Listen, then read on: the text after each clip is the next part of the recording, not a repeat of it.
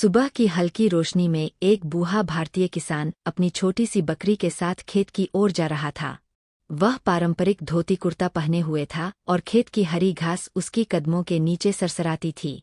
उसके साथ चल रही बकरी उछलती हुई उसकी परछाई में जैसे खेल रही थी।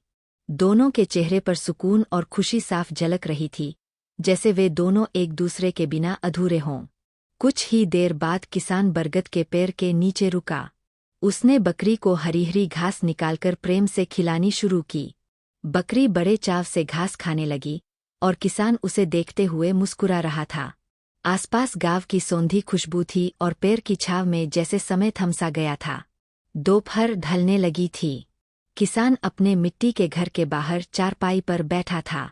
उसकी प्यारी बकरी दिन भर की भागदौड़ के बाद थक गई थी।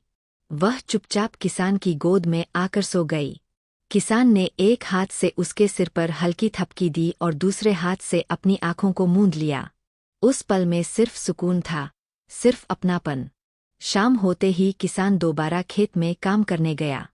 धान के खेत में वह फावड़ा चला रहा था और पास ही उसकी बकरी इधर-उधर टहलती हुई उसके आसपास मंडरा रही थी।